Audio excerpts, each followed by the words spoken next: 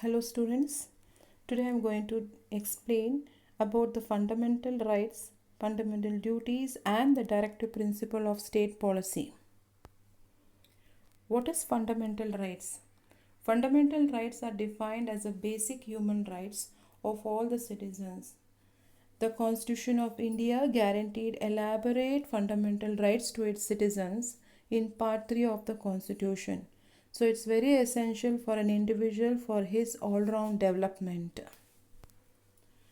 There are 6 fundamental rights: right to equality, right to freedom, right against exploitation, right to freedom of religion, cultural and educational right, and right to constitutional remedies.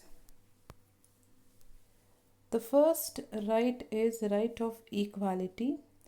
Under this, all citizens are equal socially and economically before the law. All are equal before the law and nobody is above the law. All should get equal protection of the law and none should be discriminated against on the basis of their caste, religion, gender, or a place of birth. Under this right, untouchability is considered as an offense. So this right has enabled every citizen to get an equal opportunity even to join in the government service. Second one is the right to freedom.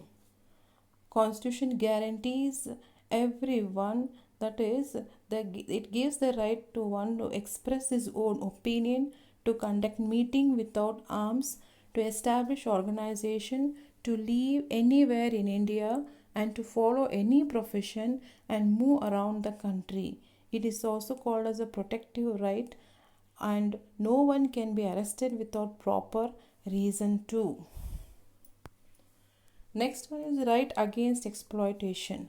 The aim of this right is to prevent exploitation of women, children, the poor and the weak.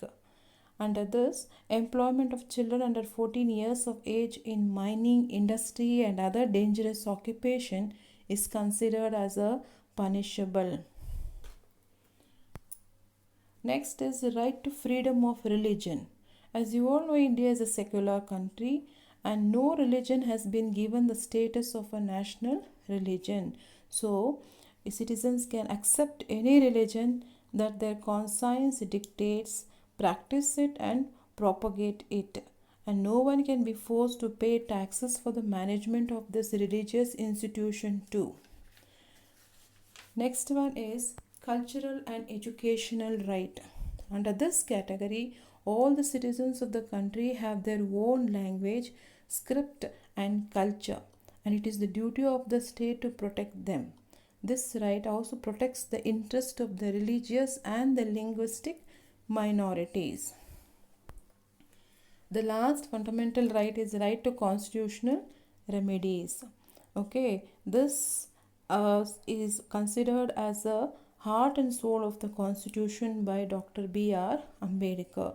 If any individual or the government at the center and state appear to violate a person's right, he has the right to approach the Supreme Court. The Supreme Court is empowered to enforce the fundamental right. Hence, it is also called as the protector of the fundamental rights. Even the High Court have the power to pass the following writs under Article 226. What is this writ? It's a formal written order issued by the Supreme Court and the High Court to provide legal remedies to individuals who did not obtain adequate protection under ordinary law. Okay, the most important writs are habeas corpus. Okay, this says that it's an order passed by the Supreme Court or the High Court to produce a person within a specified time frame is called as habeas corpus. Okay, second one is mandamus. When the legislature, executive or any other subordinate institution fail to perform certain duties or a work, the Supreme Court or the High Court orders them to perform their work. The next writ is prohibition. Okay, when a subordinate court passes a judgment beyond their jurisdiction or the judgment is against the sense of natural justice, the High Court passes order against such judgment. This order is called as prohibition. Next is certiorari. It means that when the subordinate court passes judgment beyond their jurisdiction or against the sense of natural justice, higher court, the submission of a record related to that judgment to it, this order is called as certiorari. Okay, this is an order issued by the Supreme Court to some inferior court to transfer the matter to it or some other superior authority for proper consideration. The last one is quo warrant. It's nothing but an order directing the right person to occupy the right public office. This is order passed against the person who hold public office illegally by the higher court. Next concept we'll do with the fundamental duties. Okay, what are fundamental duties? It's defined as a moral obligation of all the citizens to help promote a spirit of patriotism and to uphold the dignity and unity of India. It is nothing but a moral obligation of all the citizens. Okay, where it has been included in the fourth chapter A part. Okay, there are 11 fundamental duties. They are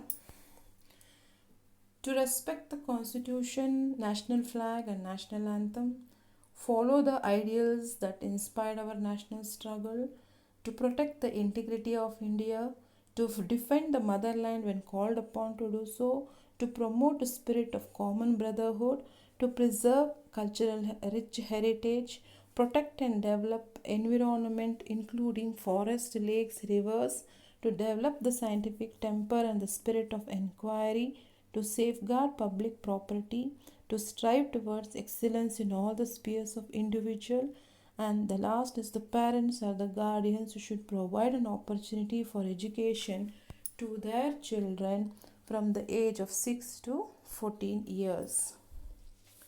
The last concept of this lesson is directive principle of state policy. I had told you the meaning in the previous video. It's nothing but an aim to establish a welfare state. Okay, this has been included under fourth part from the 36 to 51 articles. These principles serve as a guidelines to the state with an aim to establish a welfare state. Okay, any individual or a party that comes to power has to rule keeping these principles as guides. Hence, these directives are called as directive principle of state policy. What are those directives? They are that is to provide adequate means of livelihood to all the citizens, prevent the community wealth and resources from becoming the private property or of a few people, provide equal pay for equal work to both men and women, to provide public assistance to those who are old, sick and weak, implement a uniform civil code throughout the country, to provide opportunities for the development of health and preschool education to all the children below 6 years, to protect historical monument, to separate the executive from the judiciary, to protect international peace and to respect international law, establish Gram Panchayat, to encourage rural and cottage industries, to organize and develop agriculture and animal husbandry on modern lines, to ensure prohibition of liquor, to ensure development of farming based on scientific methods. So these directive principles of state policy are very, very important and they aim to achieve social welfare. So the central and the state government are making an attempt to implement all these principles, and these principles aim at holistic development in India. So students, with this I have come to the end of this chapter. Thank you.